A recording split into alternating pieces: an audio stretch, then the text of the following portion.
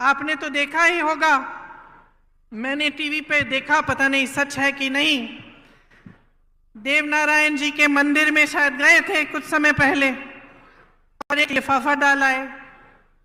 अब मैंने टीवी पे देखा कि 6 महीनों बाद वो प्रधानमंत्री जी द्वारा डाला गया लिफाफा खोला जा रहा है। जनता सोच रही है कि भगवान जाने क्या होगा इस लिफाफे में। देश के इतने बड़े नेता प्रधानमंत्री जी आए थे, वो लिफाफा डाल के गए हैं। लिफाफा खोला, 21 रुपए निकले।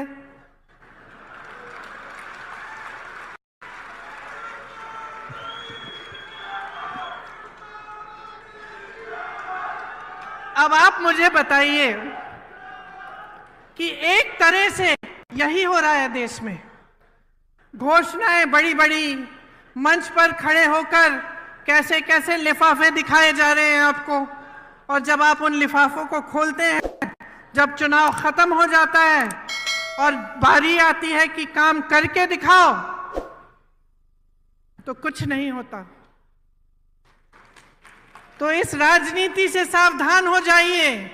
ये ईआरसीपी का जो जुमला है जो आपको दिया गया, यही चीज थी। ये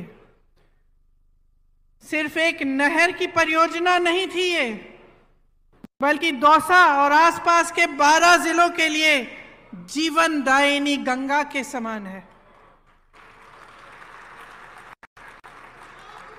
भाजपा के नेता और प्रधानमंत्री जी से सिर्फ जुमलेबाजी होती है इस पर।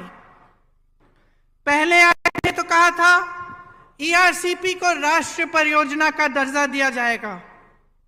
दिया क्या? दिया?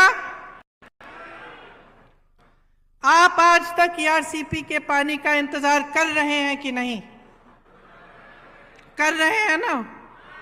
अब मैं आपसे एक दूसरी तरह की राजनीति की बात कर रही थी, जिसका नजरिया आगे भविष्य के लिए सोचने का नजरिया होता है। तो आप सोचिए, पंडित जवाहरलाल नेहरू जी ने ऐसी जाल बिछाई थी पूरे देश में परियोजनाओं की। भाखरा नंगल डैम, रिहंद बांध, हीराकुंड, ब्यास, चंबल, गंडक, कोसी, रामगंगा पर देश के 60 से अधिक बड़े बांध की परियोजनाएं बनाई।